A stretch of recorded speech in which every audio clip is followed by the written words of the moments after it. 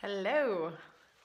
Today I am headed out to Ste-Catherine-de-Hatley, but as I was getting ready and thinking about if I had everything that I needed, I thought that it might be a good idea to go over kind of the basics of preparing for any kind of outdoor time, any kind of little trip into the wilderness. So this is maybe a little bit oversimplified, but it kind of reminds you of the main points to make sure you cover before you head on out. So number one, am I dressed for the weather and conditions? Super, super important because we all know how quickly the weather can change and how you can get a pretty mixed bag just in 12 hours. So I checked the weather for today. Currently where I am in Magog, it's 5 degrees, so it's pretty balmy out there. And I'm wearing hiking boots. I'm wearing any kind of boots at this time of year seems like a good idea. Most of all, something that you don't mind getting dirty and something that's going to keep your feet relatively dry as you're trekking through possible mud. After that, do I have a nerding buddy or does someone know where I'm going?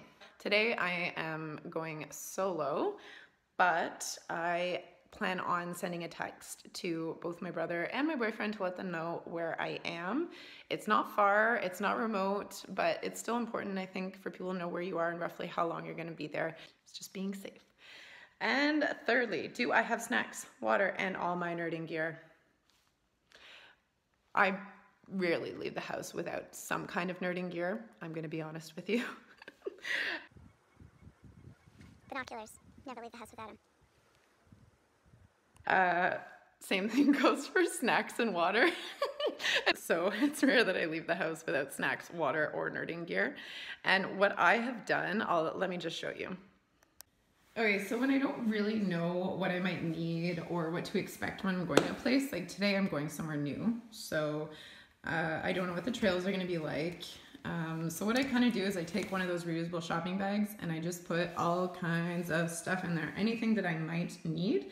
And then I include a little backpack that once I'm there, I can fill with whatever I know I need based on what I'm seeing of the trails. Okie doke, so I am here at l'île du Marais in Ste-Catherine-de-Hatley. Ste-Catherine-de-Hatley. It's only 10 minutes away from my place, so this is a cool find that a friend told me about the other day.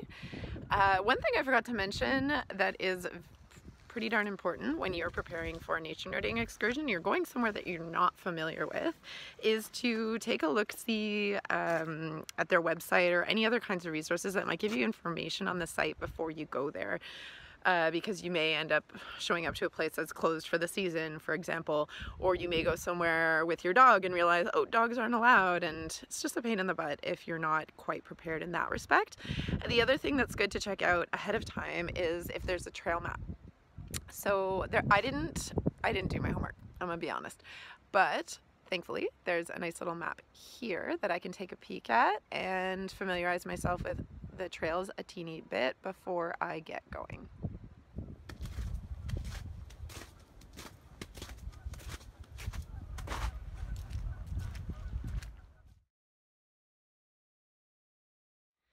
So I've just crossed the boardwalk that brings you through the wetland to the island, and I decided to take a right and take the trail called If. If as in the French word for yew, and not you as in Y-O-U, but yew the tree, Y-E-W. And I'm gonna see if we can find some yew alongside the trail. It's pretty easy to see why they call this trail If, the French word for yew, because we can find it everywhere. I actually don't know a lot about the yew tree. The way I recognize it, and I'm gonna have to do some research to confirm some of these points, but the way I recognize it is it kind of looks like a fir tree, so another coniferous tree, another tree that has needles. It kind of looks like a fir tree that just isn't all grown up yet. It's very low to the ground and it kind of sprawls out as opposed to growing up. Here it is here. So the needles are really soft. If you pet them or if you kind of stroke them, they're not picky like a spruce.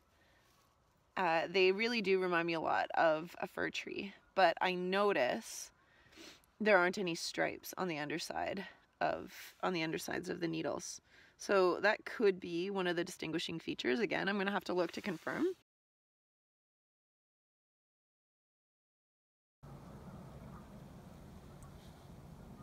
There's so much yew here, guys.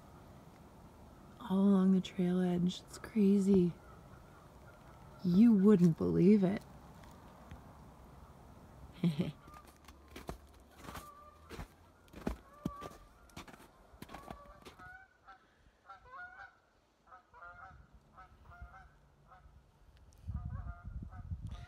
The geese are back.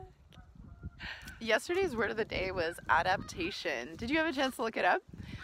Adaptation is an awesome word to wrap one's head around, because once you know what it means, you know that examples of it are all around you. So adaptation is essentially any change that takes place in the structure or in the behavior of an organism, so a living being, that allows it to, or that helps it survive and thrive and reproduce. So the example of adaptation that we talked about yesterday specifically was the black-capped chickadee and their brains growing. That would be an example of a change that's taking place in the structure, in the brain structure. The full name of the place I'm visiting today is actually Île du Marais de Katevale. They have a little network of hiking trails or of walking trails, and you're allowed to bring your dog. Of course, keep your dog on a leash, please, at all times. And right now, I am atop this really neat structure that gives you a lookout point on the wetland area. I'm getting a nice little chorus and the geese. It's awesome. Can I just say, guys, that doing this every day, even if I'm just doing it for myself, is making me really, really happy. It's making me happy to be creative. It's making me so happy being outside and having a little push, a little motivation factor getting me outside every day. I can feel the difference when I come in after even just the shortest walk. I feel lighter. I feel like I'm actually breathing properly and I'm not breathing like shallow and quickly like a little rabbit. I'm walking along the trail and I noticed, ooh, almost went for another loop there. Good job, Jess. So I noticed a bunch of wood chips on the ground, and anytime I see a bunch of fresh wood chips like this on the ground, I follow the tree trunk up and I look for a hole. So, guys, who did that?